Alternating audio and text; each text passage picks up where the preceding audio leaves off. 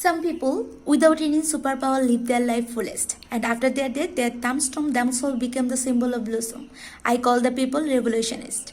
Johiran is the one of the revolutionists of Bangladesh. This multi-talented man was novelist, lyricist, producer, screenplay writer, and movie director.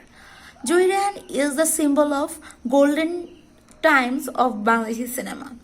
This multi-talented man was born in 19 August 1935 in Mojapur village, Feni. His father's name was Muhammad Habibullah and mother's name was Saida Sofia Khatun. He had one sibling. His name was Shohidullah Kaisar. The time he was born was most challenging and glorious period of our history. 1947, in his early days, he saw the partition of India and Pakistan by the name of religion, hoping for a better state, and instantly breakage of people's hope of better life by the Pakistani governments. The experience of his early childhood drove him to be the person he was. In his lifetime, he married twice. His spouse was Shumita Devi and Suchandra. He had 4 sons, Bipur Raihan, Onur Raihan, Opur Raihan, and Topur Raihan.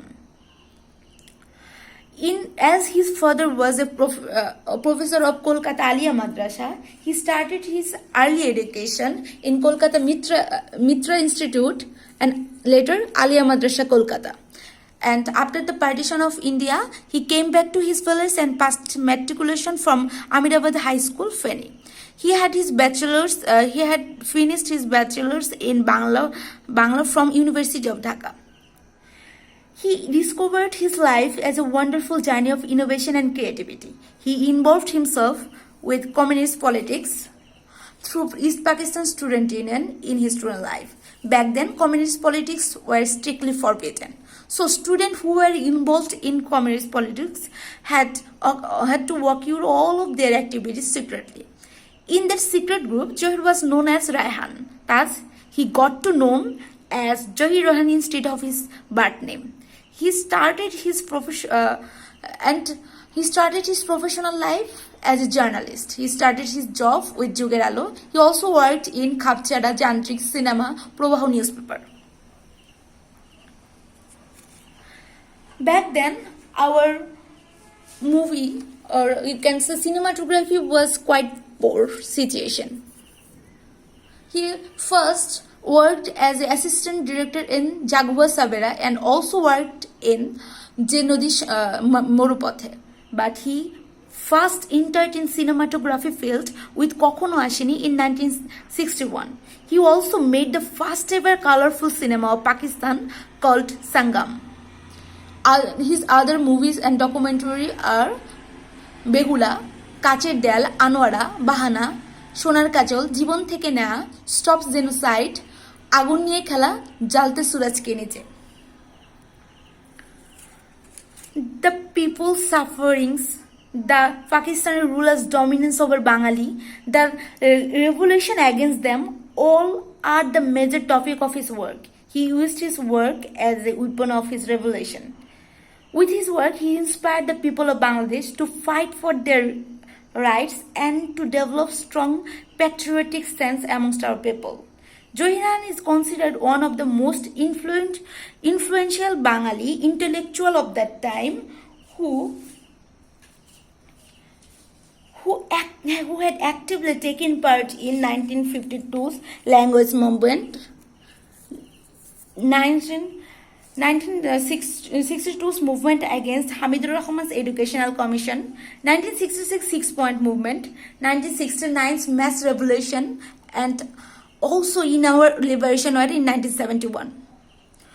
On 21 February 1952, he was one of the first 10 activists who broke 144. He was so devoted in language movement that he made a movie called Jibon Theke Neya, which is still considered as one of the best cinema of Bangladesh. In this film, Johir Raihan used the metaphor of a family dominated by an autocratic woman, which symbolized the political dictatorship of Ayub Khan. The plot of the movie featured parallel stories where people rise and take part in political protests, both on street and inside the house. At the end of the movie is shown the political release. There was lack of facilities for cinematography back then. But instead of that, his cinema was masterpiece. Using of great music, perfect direction made them successful.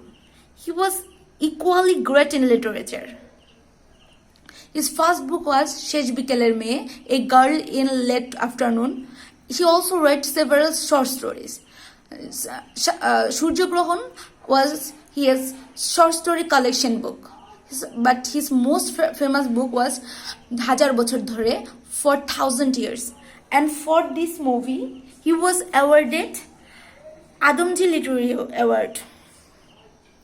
His other book was Arek Falgun, Another Spring, Borof Gola Nodi, River of Melted Ice, Ar Kotodin, How Many Days More, Koyekti Mitru, A Few Days, Deaths, 21 February. He was awarded most influential and prestigious awards of Bangladesh.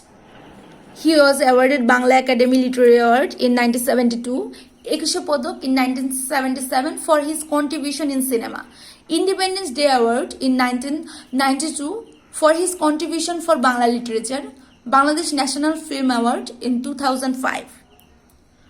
But almost all of these were after his death.